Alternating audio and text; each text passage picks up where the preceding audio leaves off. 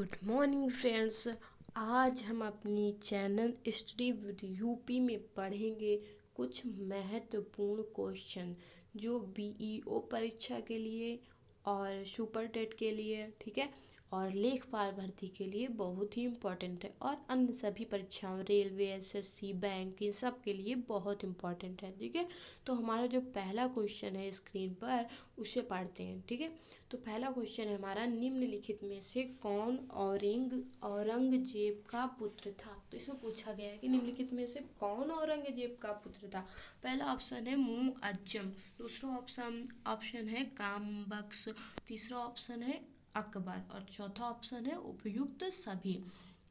तो औरंगजेब के जो पुत्र थे वो मुअज्जम भी था, कामबख्श भी था और अकबर भी था।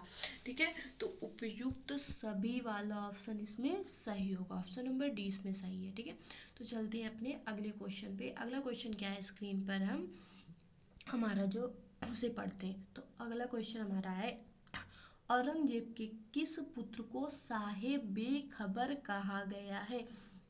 तो औरंगजेब के जो पुत्र था मुअज्जम, ठीक है, इसे ही साहेब बेखबर कहा गया है। ठीक है, तो औरंगजेब के पुत्र मुअज्जम को ही साहेब बेखबर कहा गया है। ठीक है, चलिए चलते हैं हम अपने अगले क्वेश्चन पे। अगला क्वेश्चन क्या है, औरंगजेब द्वारा लगाया गया जजिया किस मुगल बादशाह ने समाप्त किया।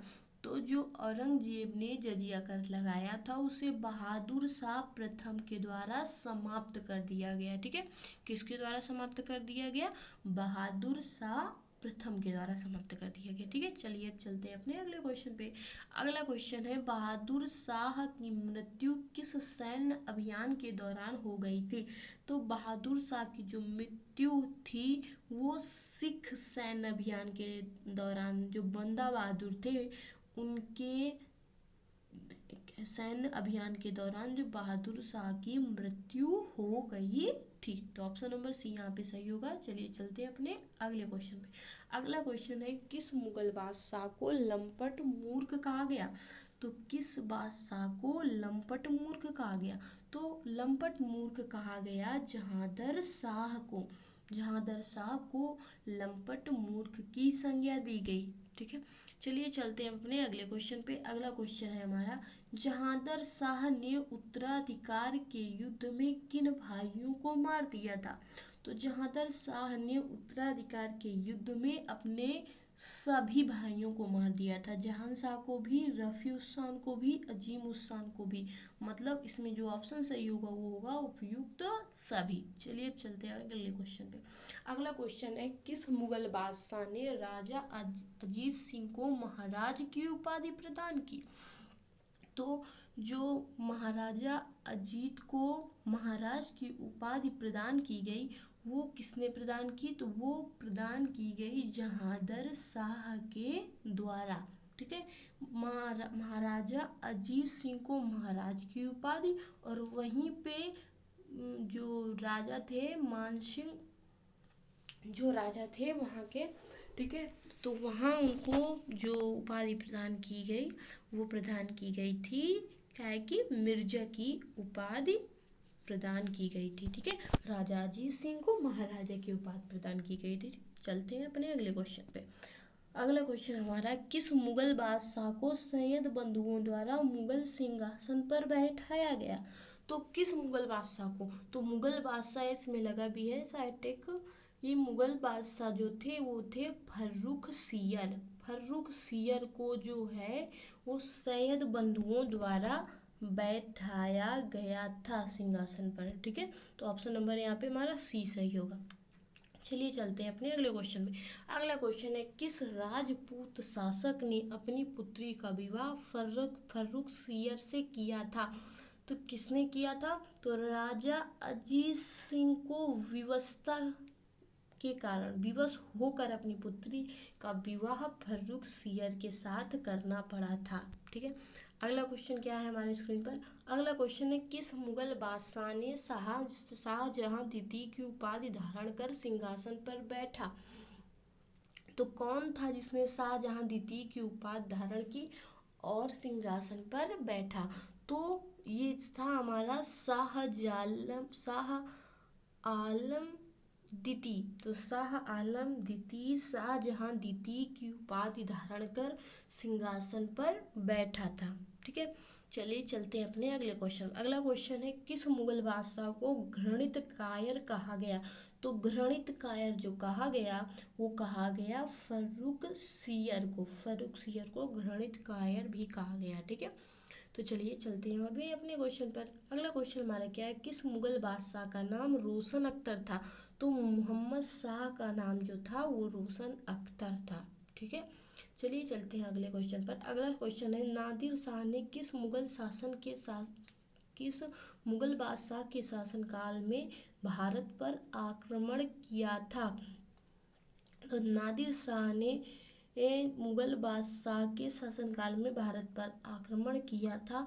तो वो किया था किसके शासनकाल में, तो वो शासनकाल में किया था मोहम्मद शाह के शासनकाल में। किसके शासनकाल में किया था, मोहम्मद शाह के शासनकाल में। ठीक है, चलिए चलते हैं अगले क्वेश्चन पे। अगला क्वेश्चन है किस मुगल बादशाह के शासनकाल में बंगाल, अवध, हैदराबाद ने अपने को स्वतंत्र घोषित कर दिया।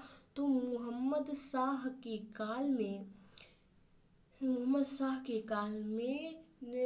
जो मुगल बादशाह के शासनकाल में बंगाल, अवध और हैदराबाद ने अपने को स्वतंत्र घोषित कर लिया। ठीक है, चलिए अगले क्वेश्चन पे चलते हैं। अगला क्वेश्चन है अहमद शाह अब्दाली ने कब भारत पर आक्रमण किया। तो अहमद शाह अब्दाली ने 1748 ईस्वी में भारत पर आक्रमण किया। ठीक है, तो ऑप्शन नंबर बी यहाँ पे सही है। चलिए चलते हैं अपने अगले क्वेश्चन पर।